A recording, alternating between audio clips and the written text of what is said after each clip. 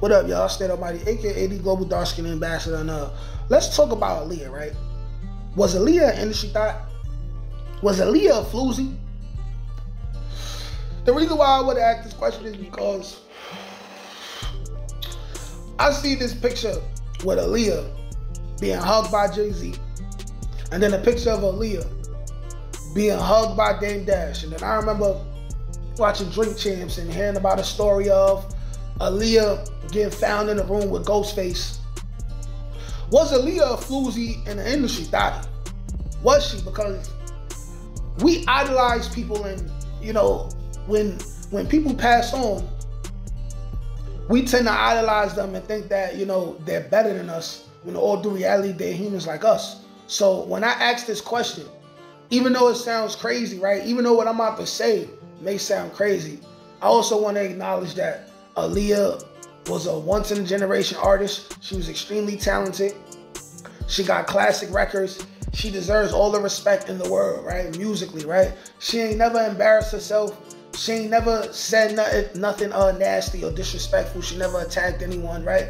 She was a sweet person.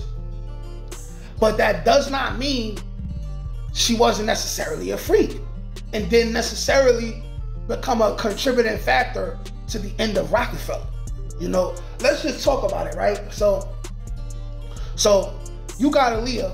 She's seen out publicly with JayZ. JayZ had her first. Then later on, and at the time when she died, damedash had her. damedash had her. Now, what I will acknowledge is that this one picture that I see with JayZ hugging Aaliyah, JayZ seems more into it than Aaliyah. However, it's publicly known that JayZ had Aaliyah. So we have to assume that since they was grown, JayZ hit.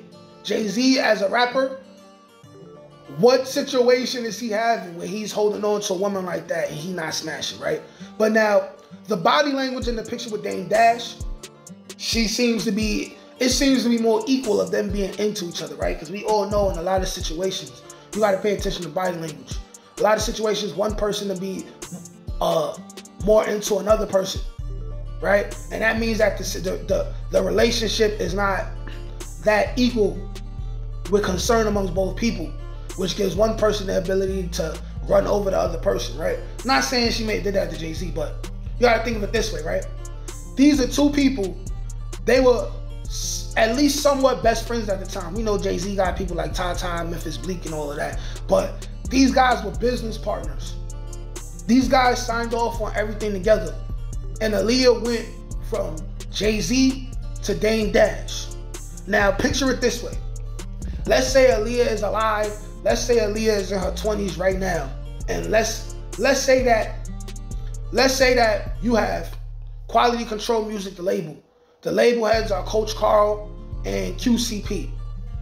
Now, let's say, matter of fact, y'all want to do rapper and then label head, right? Like JayZ and damedash was. Let's say Lil Baby has Aaliyah. Lil Baby seen in pictures with Aaliyah holding on to her waist and all of that, right? Then, for whatever reason, Aaliyah and Lil Baby stopped dealing with each other. Couple months later or a year later, you see Aaliyah next to QCP. What are the people going to say about Aaliyah? What are the people going to say about Aaliyah? Oh, y'all want to have another example? Let's say Aaliyah is alive. She's in her 20s and 30s right now, right? She dates Lil Wayne. They seen her in public in pictures and stuff like that, right? Mind you, artists don't do this. They ain't necessarily seen in public with each other unless they make it blatantly obvious that they're platonic or not, right? So if a male artist and a female artist is out, they not going to be seen as close as this picture with JayZ and Aaliyah unless there's something going on. But let's say Lil Wayne got Aaliyah, and then months to a year later, Aaliyah is now seen with Birdman. What are they going to say about Aaliyah? What are they going to say about Aaliyah? What are they going to say? It's the same thing. Everybody will be calling the negative things that they said about Megan Thee Stallion, the negative things that they may say about Ari Fletcher, the negative things that they say about people like Brittany Renner, they would say the same thing about Aaliyah. So are we not gonna hold Aaliyah to the same standard because she passed away 20 years ago? She did the exact same thing. She did the exact same thing, and this could have contributed or probably contributed to the end of Rockefeller. Because we got to say it this way, right? At the time where Rockefeller ended, JayZ and Dame Dash probably wasn't seeing eye to eye for 2-3 years already. Dame Dash acting like he made JayZ. JayZ like, no, you didn't. Dame Dash being real aggressive to the people who are making money off the culture, right? And they are the gatekeepers, but they don't contribute to the culture. JayZ's getting in bed and making business deals with these people. Then you have Aaliyah with JayZ first. JayZ was trying to make Aaliyah Beyonce before he even found Beyonce. Aaliyah was his first option with that, right? Because JayZ knows that, you know, to up your status, you got to get you a wife. You got to get you a wife, and then you got to make the right business moves, right? And then she gets with Dame Dash later on. Shortly after that, and then Aaliyah passes away. Now you got the end of Rockefeller, right? You got Dame Dash and JayZ never being seen in the same room together or next to each other, never being seen holding each other's hand again, right? You got to understand, women have contributed to men killing other men, men going to war with each other since the beginning of time, and it's always going to happen, man. In the future, AI women are going to have men going to war over each other. That's how bad it is, you know what I'm saying? And you got to think of it this way. Aaliyah has to be considered as an industry thot, technically, right? And I'm saying that, listen, I know it sounds disrespectful, but I'm saying that with the most respect in the world. I'm just being logical. I'm asking a question that I don't see being asked. They would call Aaliyah some type of pass around the same way they would call Bernice Burgos or Megan Thee Stallion or Ari or one of them. It's the same thing. These dudes was a part of the same team. Aaliyah didn't have to do that. Aaliyah didn't have to do that. And then also, I seen a recent interview with Dame Dash, right? On the Math Hoffa and My Expert Opinion podcast. And he said himself, he said, if I don't respect you as a man, I will take your bra. Now, he said it in harsher words than that, but he said, if I don't respect you as a man, I'll take your bra.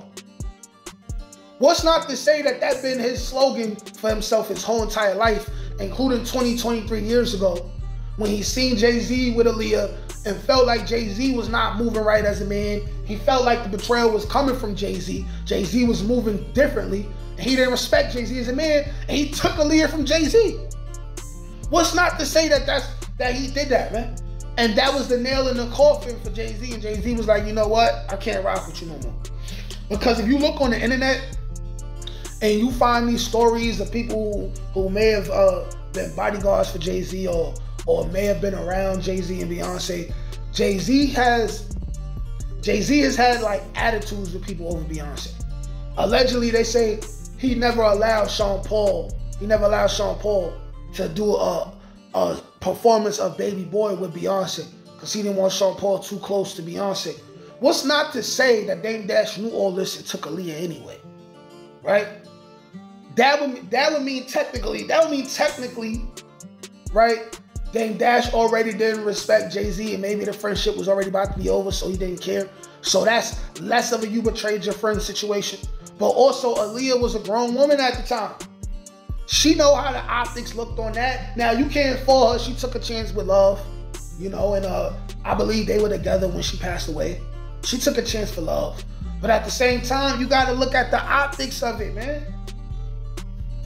She would be considered a floozy or industry thot today. So the question was to anyone watching this video, is Aaliyah an industry thot, or was she an industry thot? Was she a floozy? Was she a pass around? You can separate the music from the person. You know, me personally, I felt like she was moving a little bit floozy-ish. However, that don't take away from her legacy as a musician. You know what I'm saying? Even like, she's not perfect, just like nobody is perfect. You feel me? You know, R. Kelly, I'm still going to listen to R. Kelly just like 90% of black people. Both men and women, and majority of those people listening to his music are going to be women, right? He's a bad man. He done some horrible things. However, he made 80% of the greatest R&B music that was ever made of the last 30 to 40 years. Yes, he was. Elvis had some kind of dealings with underage girls, just like a lot of other rock dudes, right? Those guys are way worse, including R. Kelly. Those guys are way worse than Aaliyah. Aaliyah just, you know, she may have not been going through her HO phase, you feel me? Right? Which she would have came out of, and I believe Aaliyah would have became somebody's wife and been a loyal wife, right? But all these other people did worse than Aaliyah. They still made great music, and you got to acknowledge the great music that they made. But was Aaliyah an industry thought? Was she a floozy? Did she cause the end of Rockefeller? Y'all let me know what y'all think in the comment section. Peace.